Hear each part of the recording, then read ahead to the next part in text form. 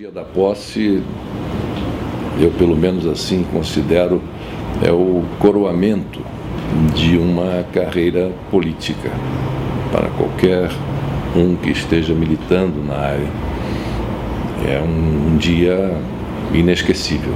A lembrança ela é de tal maneira marcante que ela é no seu conjunto vívida, né?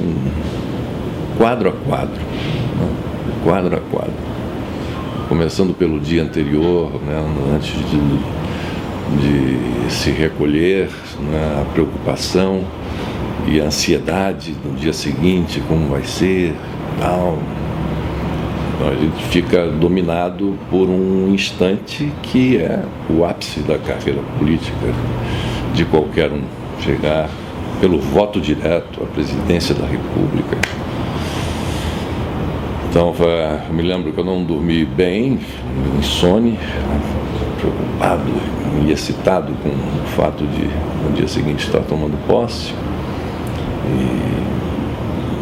Enfim, o dia seguinte, o dia estava muito bonito, quando eu acordei, já umas 5 e pouca da manhã, o dia já se pronunciava um dia bonito, o que se confirmou. E, enfim, depois esse percurso feito em cima do carro, feito no carro, em que eu fiquei em pé, ao meu lado o vice-presidente, o Itamar Franco, chefe do gabinete militar, o futuro chefe do gabinete militar, mais, enfim, outra pessoa, e os dragões da independência ladeando o carro, que é esse Rolls Royce que foi ofertado pela Rainha Elizabeth II em algum momento da nossa história republicana ao governo brasileiro, e com os dragões da independência ladeando o carro, chegamos ao Congresso Nacional, onde se deu a posse efetivamente. Cada detalhe fica gravado na memória, não somente minha, mas acredito que de todos que já foram exercer esse mandato. Não houve nenhum treino antes. No meu caso, o que houve foi apenas o chefe do cerimonial, o do Itamaraty, que fez um briefing normal, dizer, bom, a posse, como é que vai ser? Então, a que horas temos que sair de casa, a hora em que vai chegar no local onde vai se transferir do carro que nos conduz até o carro, essa Rolls Royce, em que todos os presidentes desfilam, ou trafegam pelo eixo monumental. E a tal hora tem que chegar no Congresso vai haver um conjunto de parlamentares que vão lhe conduzir ao plenário. Aí entra no plenário, sobe na mesa, sobe no patamar, no praticado, onde fica instalada a mesa diretora dos trabalhos, e aí o presidente do Congresso lê o termo de posse, o presidente jura sobre a Constituição, cumpri-la e tal, e aí há o discurso formal de posse, em seguida a saída do Congresso até o Palácio do Planalto, onde há a transferência do cargo, transferência do presidente, de um presidente para o outro. O presidente Sarney foi extremamente cordial, como ele é uma pessoa cordata, uma pessoa muito preocupada com a liturgia, e um homem que tem seu nome já definitivamente inscrito na história brasileira como um dos construtores, né, desse momento que nós estamos vivendo, desse grande momento que todos os brasileiros hoje desfrutam. Então foi ao passar a faixa, o desejo de muito sucesso, e estou à disposição para qualquer informação, qualquer tipo de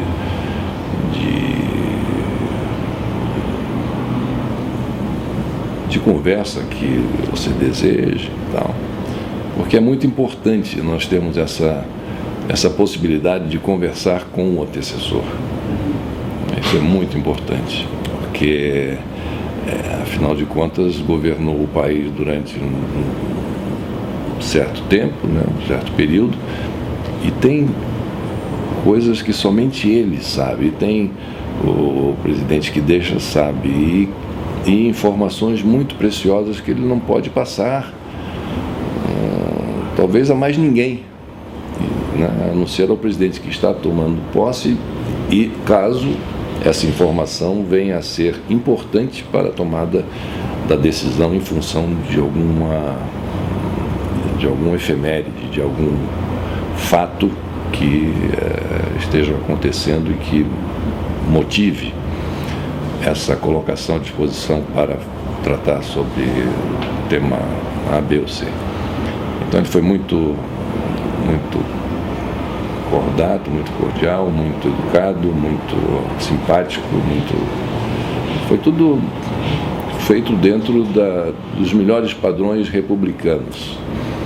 Afinal de contas, era um civil, um presidente civil que conduziu a transição para o processo democrático, transferindo a faixa presidencial para um outro presidente, também civil, e eleito pelo voto direto, graças ao trabalho que ele, no caso o presidente Sarney, realizou para que fosse possível essas eleições ocorrerem.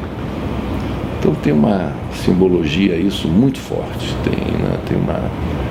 representa um instante da vida nacional de uma enorme envergadura.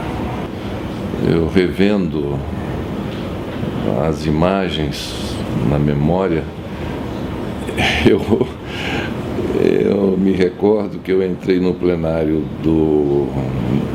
da Câmara, do Congresso Nacional, ali reunido, com os convidados estrangeiros também, os chefes de Estado e de Governo, e eu, ao invés de seguir o protocolo que determina, né, e é de bom tom que se entre de forma tranquila, né, sem maiores manifestações de efusividade. E eu me lembro que eu entrei e levantei o punho fechado, e como se estivesse entrando no meio da multidão, indo em direção a um palanque na época da campanha eleitoral, né? Então, mas tudo isso foi fruto desse misto de emoção, de ansiedade, de saber que já vai acontecer, tenha calma, já você toma posse, e como é que vai ser isso, e quem vai dizer para mim as palavras, será que eu vou saber repetir as palavras, juro prezar a Constituição, aquele conjunto de 2 ou 3 frases. Enfim, tudo aquilo passa na cabeça, e ao mesmo tempo muita gente no plenário, né? E cumprimentando, e eu olhando as figuras conhecidas, alguns que foram companheiros que participaram daquele processo, outros que, embora da oposição, estavam ali também de forma democrática, participando daquele ato e cumprimentando um e outro.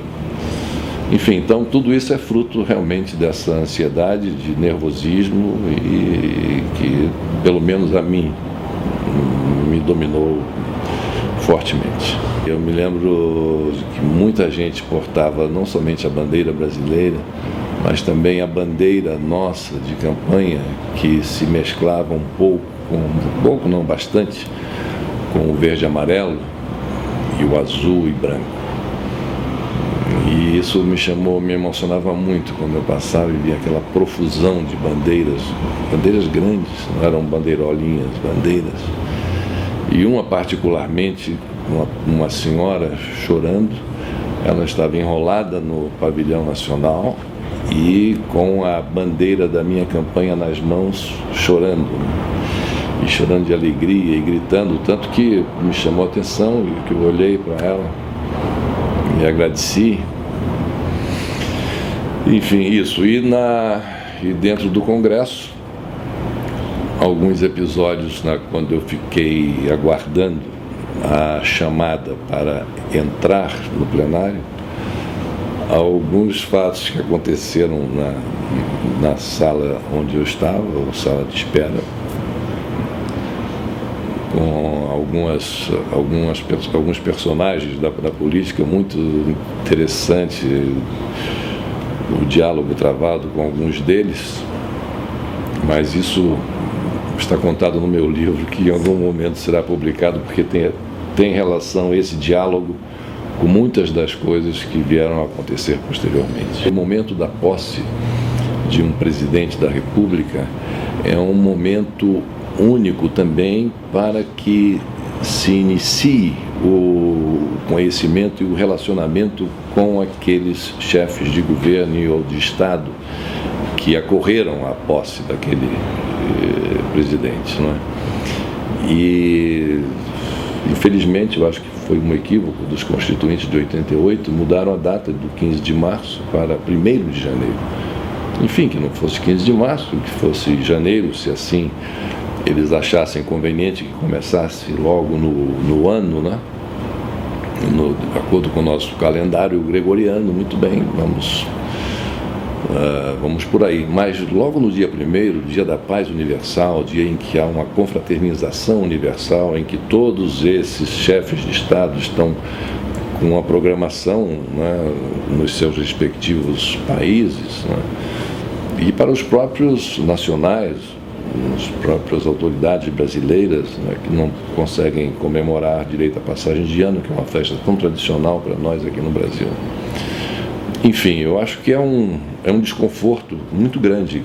As relações internacionais, elas são muito pautadas pela relação pessoal que exista entre os chefes de Estado que a pessoa queira considerar. Então, a relação de um presidente de um país com o outro, se houver a química, chamada química, e se houver um bom entrosamento pessoal, isso facilita extremamente a administração da nossa política externa e, consequentemente, do nosso comércio internacional e desaguando na questão da economia, né? Então é nesse momento que a gente percebe se essa química funciona ou não.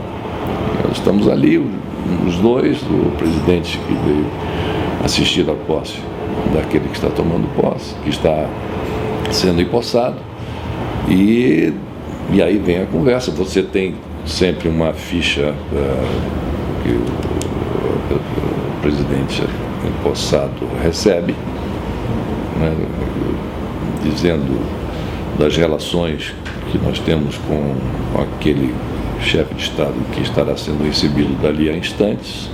Então a gente dá uma lida naquela ficha, que fala desde as relações comerciais, mas fala também das relações anteriores, diplomáticas, qual foi o presidente que visitou, qual é alguma recordação que se tem de uma passagem por aquele país, algum fato interessante que tenha marcado a visita de um outro presidente àquele país, ou vice-versa. Enfim, a gente recebe uma ficha, então já temos uma base para iniciar a nossa conversa e, além disso, uma observação. Interesses brasileiros em relação a esse país. Tal.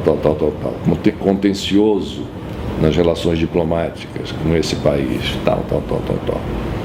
Eu me lembro, por exemplo, que o contencioso com os Estados Unidos preenchia umas 3 fichas. Era um enorme contencioso, mas que, enfim, fruto de contencioso, que eu digo, fruto da própria dinâmica das relações internacionais, né? Nada especificamente em função da ação de um governo ou de outro no Brasil, mas em função da própria dinâmica do dia a dia. E, enfim, é assim que as coisas acontecem. Por isso que essa mudança, eu acredito que não surtiu um efeito contrário àquele que se desejaria, que é o de facilitar que o presidente eleito e empossado tenha o maior número de contatos possíveis com com os seus congêneres de outros estados. Um dos contatos mais interessantes que eu mantive nesse dia da posse foi com o comandante Fidel Castro. Foi uma conversa muito boa, muito boa, e houve uma química imediata. Não sei se por sermos ambos do mesmo mês e praticamente no mesmo dia.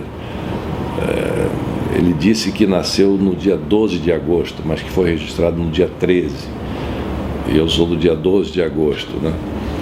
Então, sei que começamos por aí a conversa, e aí nos alongamos, e ele é um grande contador de boas histórias, né? Mas histórias relacionadas à vida, né, do nosso continente, a visão de mundo que ele tem. Foi muito produtivo o nosso encontro, e eu fiquei muito satisfeito, e depois nos encontramos várias e várias vezes, e tivemos, até hoje, mantemos uma relação muito boa. Eu já havia tido 2 contatos com o presidente Sarney antes de ser empossado. Eu havia tido um encontro com ele no sítio em que ele morava, onde passava os seus finais de semana, e um outro contato no Palácio do Planalto, ele presidente da República. E nessas 2 oportunidades nós conversamos bastante. E aí ele me passou muitas informações que eram importantes, né? Enfim, passando a tarefa para um outro, e dizendo as coisas como é que estão, na área tal está assim, assado, mais os segredos de Estado, que tem certos códigos e certas que são transferidos para o próximo presidente. E essas conversas foram assim, dentro desse tom e nessa linha. Os 2 encontros que nós mantivemos antes deste final, que aconteceu no momento em que a faixa foi transposta do seu torso para o meu. Foi absolutamente espontâneo.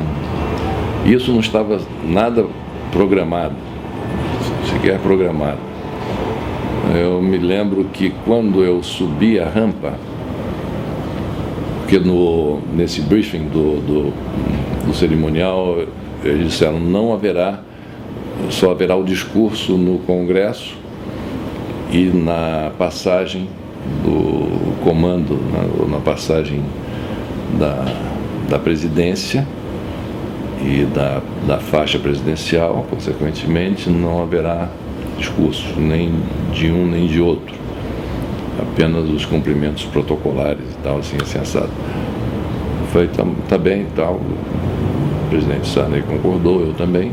Quando eu comecei a subir a rampa, né, eu olhei para os lados e vi aquela multidão que aguardava e assistindo a cerimônia, no que dava para que eles vissem, né, que era a parte externa.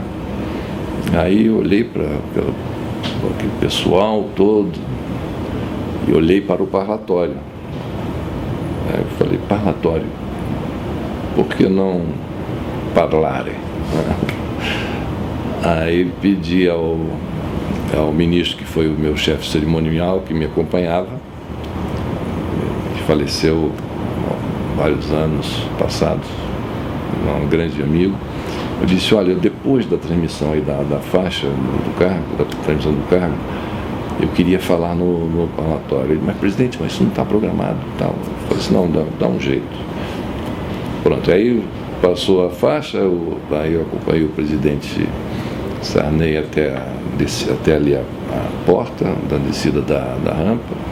Aí o presidente Sarney desceu, entrou no carro, que o conduziu até o aeroporto.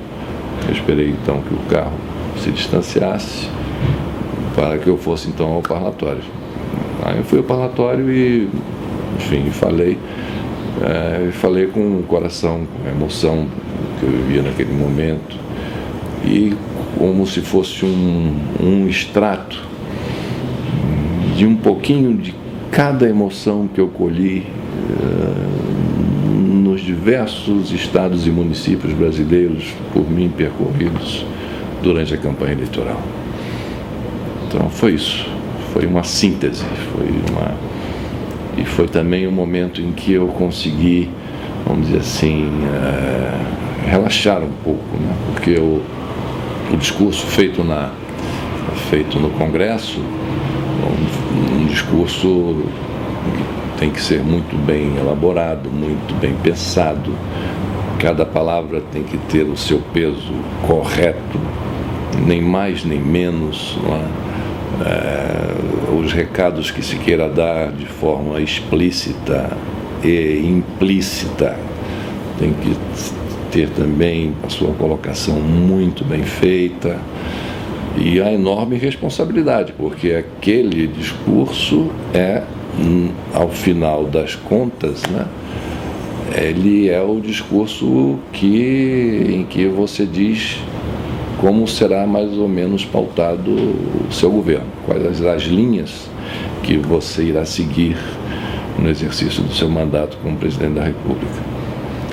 Então a gente fica restrito a isso. E já no parlatório não, ali já foi uma abertura do coração, do espírito, da mente, um recado direto para aqueles que ali estavam e por intermédio deles para todos os brasileiros. Então foi bonito.